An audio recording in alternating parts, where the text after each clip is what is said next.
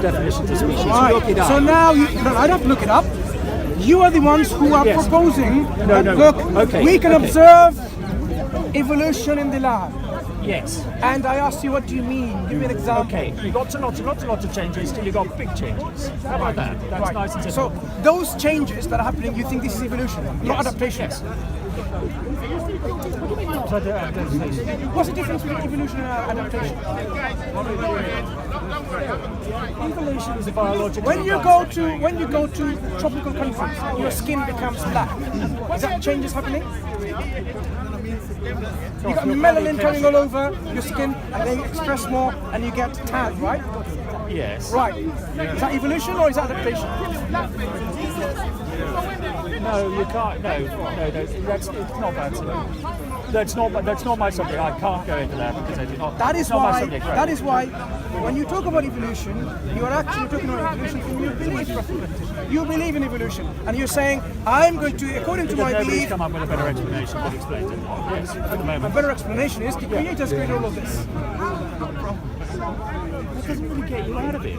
It's a better explanation. That's you asked me. Okay. There isn't a better explanation. Okay. I said there is. Okay. Why? If I get a genetic test on myself and I get a genetic test on you, and we can check the thing out, and we can see that we have a common ancestor back, say, 10,000 years ago. Someone said we have a common ancestor. This is a projected belief that we have a common ancestor. Just because we share and then similarities. Genetic profile. Oh, right. Okay. I do have a genetic profile in the lab. I did all the paternity tests for Jeremy Carlson. You should go on it. It's good. It's so you can test if somebody is your first cousin, second cousin, third cousin, fourth cousin. So you can do this sort of thing. How do you take my genetic makeup shows that I come from ancestors same as potatoes and bananas? If you go back far enough, yes. But this is just an assumption based on no. I mean, yes. You're it doesn't mean we come from this. Okay, you're assuming on something we can actually check up. Like when the Vikings came to England or whatever, and you check up somebody who's got Viking ancestry and can prove his parents back, and you check it up. Look, that works. But this is still this is the human species. When you project it back and say a little we bit have further, with you're what? just going, oh, this works beautifully. Oh look, this works. Oh look, it works. Sorry, God's in there. And we're all going, no, it works. It works the whole way back. How do you know that this is how it was? This is just an assumption from similarity. How do you know it stopped at some point? And we go, because we believe God created every species.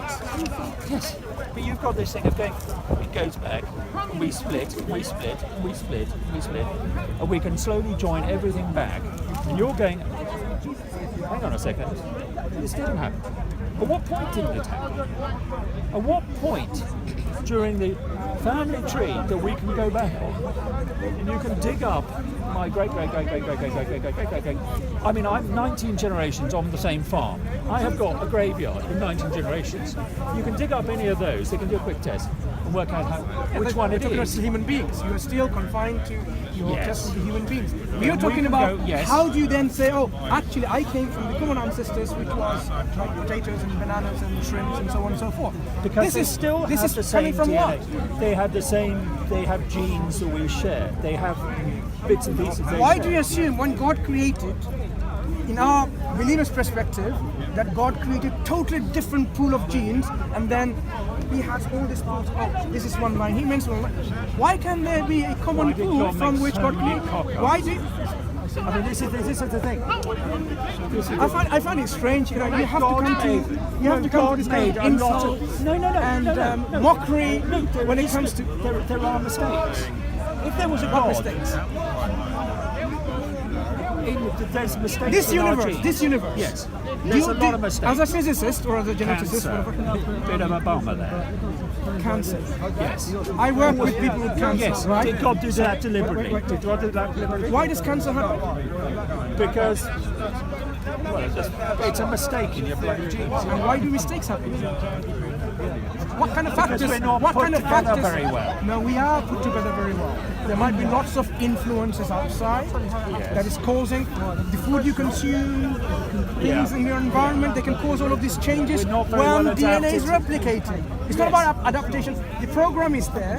When the programming executes, there might be external influences where it's influencing changes happening. So this universe that we now living in, it's operated by what? Certain physical laws. They're so precise, even to 22nd decimal places, they're accurate. And you're saying, oh, it's all just random. Sorry, that's a puddle argument of a puddle of water going, oh look, I'm exactly the right shape to fit this puddle, this hole in the ground. That's what I'm asking for. I'm simply that saying is a puddle in the water. the constants that we have now calculated, If they're they were very slightly- accurate. Yes. It's not about if they're slightly more or not. Yeah. If they are so precise, and you're saying, oh, it's just Why? there. Why are they so precise? Surely if there was a God, he wouldn't have made them that precise. It's like going, I've got a car, but if I go at slightly the wrong speed, You see what you're doing the now? wheels fall off. You asked me first, why isn't there perfection? And now you have perfect constants. No, it's not. You know, you have Well, slight- constants, yes, and now you're saying we should have constants. We should have an arbitrary number. No, but you're saying these. Listen, there's all different randoms. It's a self-sorting. Self-sorting. There's a certain order from random. That's Do you really believe order came from chaos? Order can't come from chaos. That things can't develop. Do you think really this whole universe came from just chaos, chance and chaos? Everything the universe is at the moment is actually from chaos, rather than a particular rule or law. Get you here that you actually think that somebody has gone. Actually, all of this really makes sense, and this is what I was planning all along. So all your body is just a matter of chaos bringing everything together over a period of time. And you're thinking God did this. And I'm asking you, deliberately. your belief is there was no God, there is no intelligence, so everything came together by pure chance and chaos. And that makes more sense. Well, if you're thinking God did this to me No. deliberately, God is not in your belief. God is in our belief. In your belief, there is no God, there is no designer, there is no intelligence, there is no conscience out there. So, how things came into this unique, well-designed proportion are you good with is a planet's creation? Are you okay with a planet's creation from lots of dust all going together and forming a nice round ball? let's talk about You're good yourself. with That's that, what yeah? you said. Everything else, right? Yeah, it's we're all good from with that, chaos aren't we? and chance. Where's your struggling to answer. what? You're struggling to answer a very basic What? question. No. Okay. I have absolutely no problem with the idea that once you've got the first bit of animal, call it the first animal, that we all develop from that. That's no problem. That's all been worked out. I don't think we have a problem with that. So you need a miracle for the first life to begin.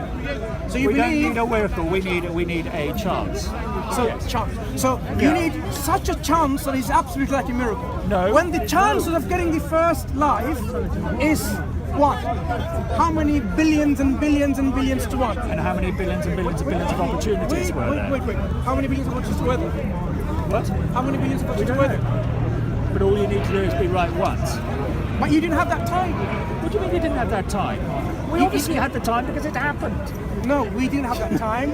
16 or 17 billion years of our universe. It's not enough to have that calculation of your possibilities. Why is it not Because enough? people Why have is it not enough? scientists like Roger Penrose and others who are great scientists, like Tom, Dick and Harry, like us, done the calculation and have shown that it's impossible to even have, like certain peptides or proteins to come by chance like this amount of time that we have.